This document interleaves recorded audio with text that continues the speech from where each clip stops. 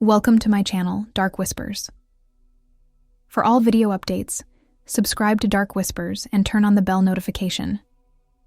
So, let's listen to today's video, which is a complete mystery and an unbelievable story. My name is Sam. I am a sensitive and kind-hearted doctor.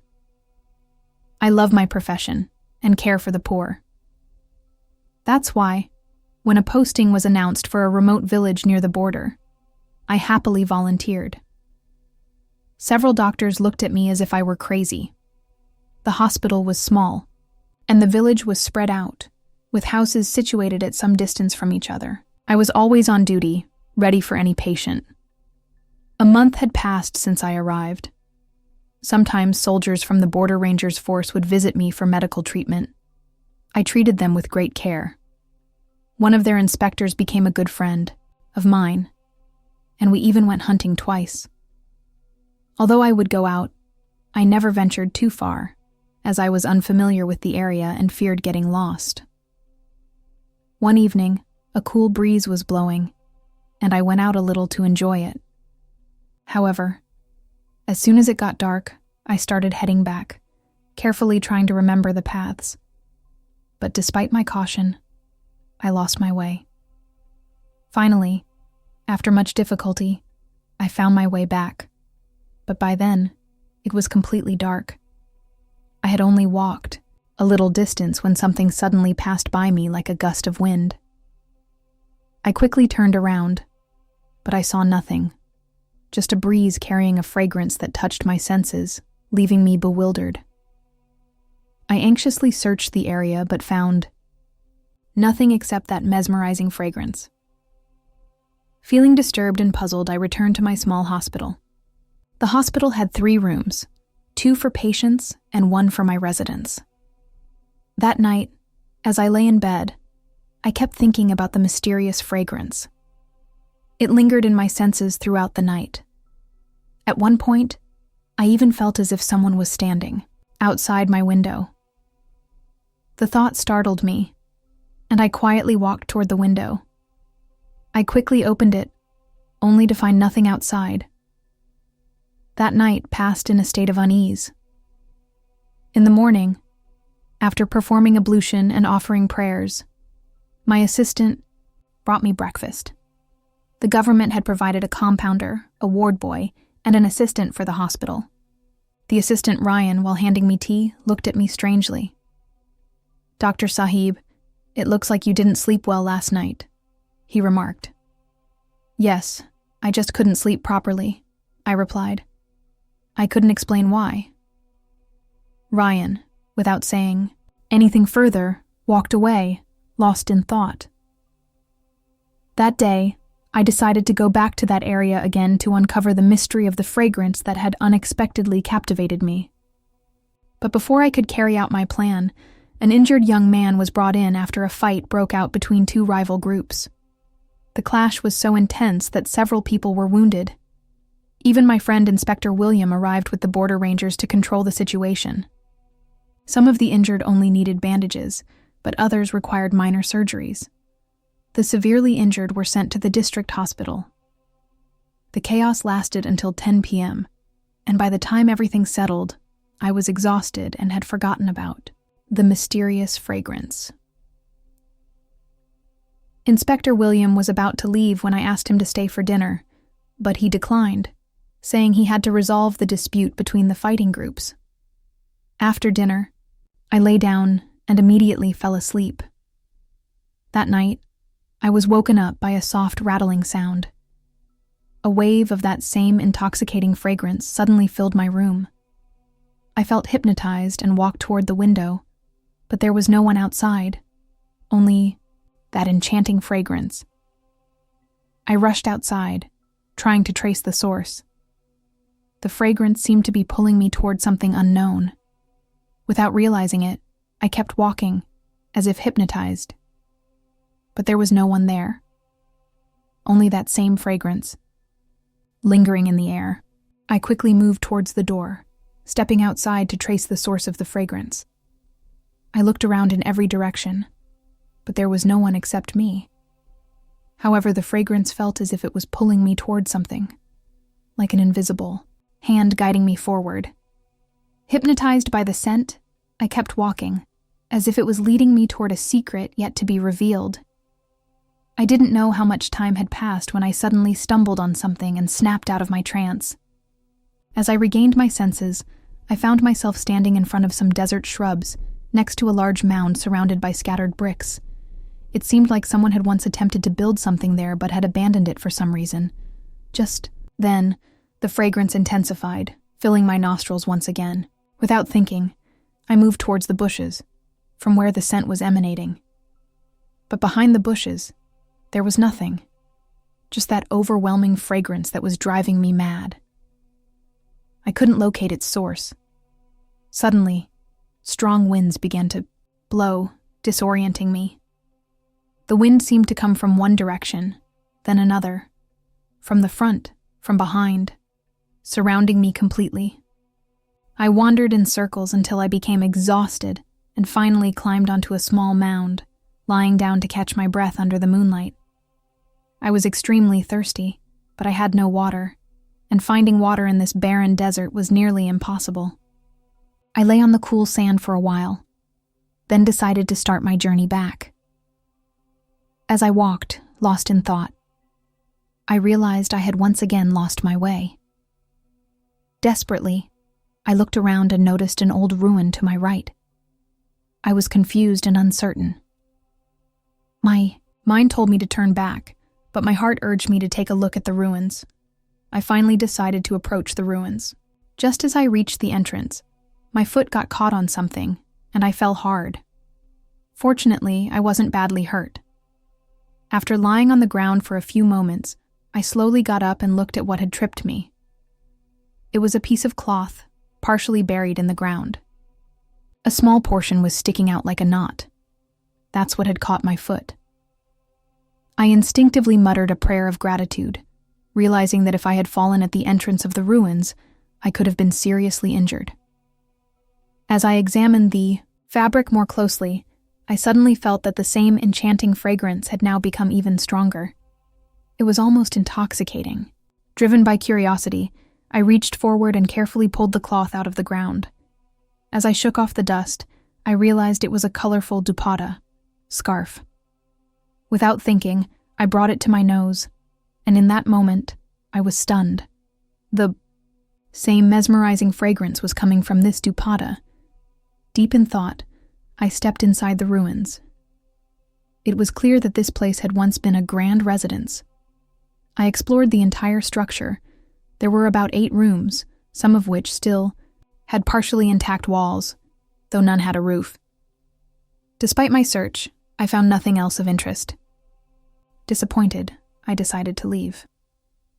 Just as I turned to step out, I suddenly heard a faint sound of moaning, as if someone was in pain. The sound sent a shiver down my spine. I ran frantically in different directions, trying to locate the source. As I moved, I noticed that my footsteps echoed strangely. Making me suspect there might be an underground chamber beneath the room, I searched everywhere for an entrance to the hidden chamber, but I couldn't find one. My desperation grew, like that of a thirsty traveler spotting a well from afar, only to reach it and find it dry. Then, suddenly, the moaning sound began to fade, until it disappeared completely. A deep restlessness and anxiety settled within me.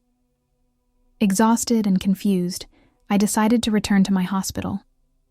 But as I stepped out of the ruins, I realized I had lost my way again.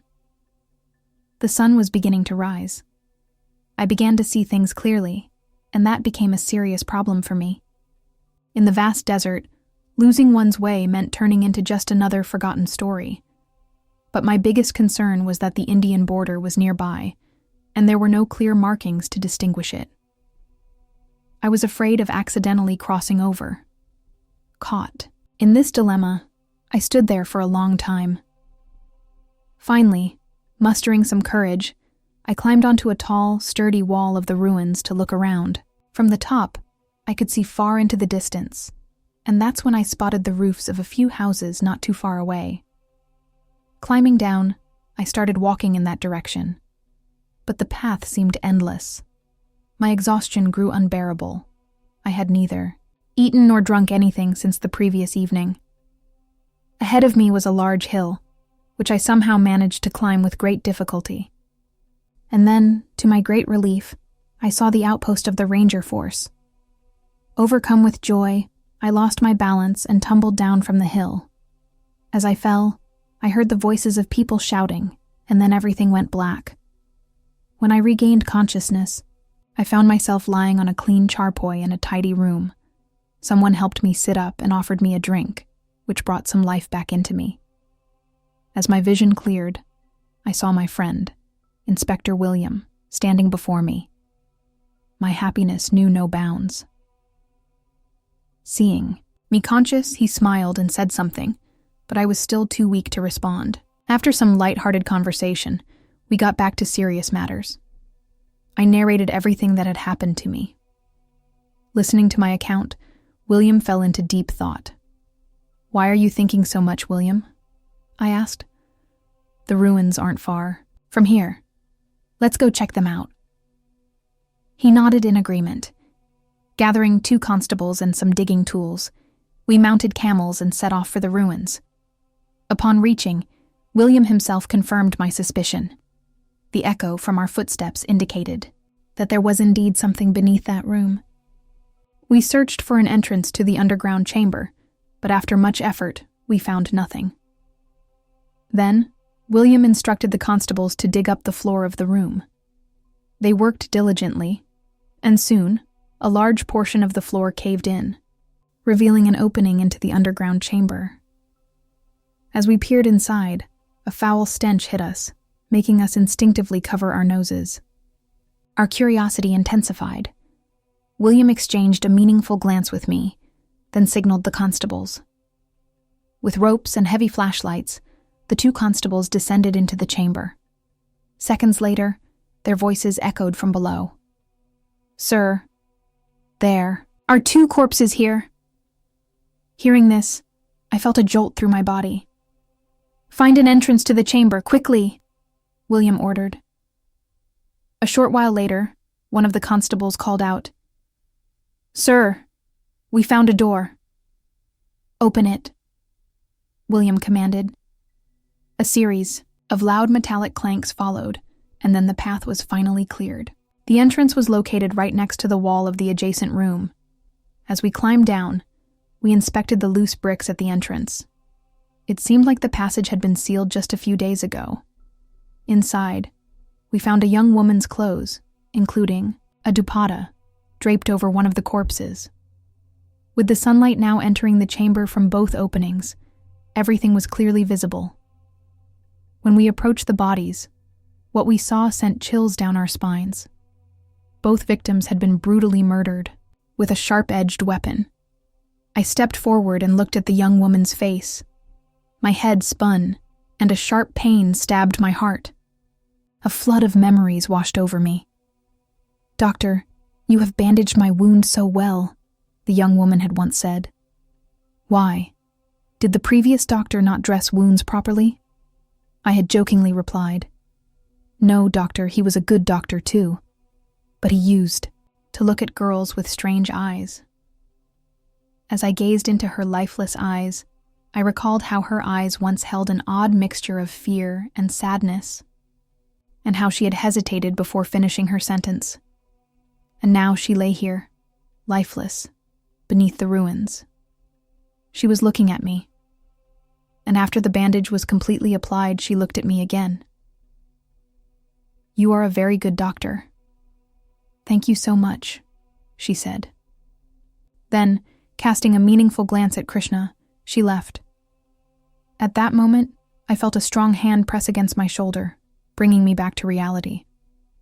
"Where did you go?" "I'm asking you something." "Nothing. This girl came to me about a month ago, terrified and injured," I finally managed to say with difficulty. Now, I examined the corpses more closely. The man's body was severely mutilated, with multiple deep wounds, whereas the woman's throat had been slit with a single deep cut that had almost severed her neck completely. This must have caused her instant death. Someone had mercilessly murdered them and thrown their bodies into this underground chamber before sealing off the entrance. Inspector William immediately sent one of the constables to a nearby village, the same village where my hospital was located. This means the girl belonged to that village, I thought to myself.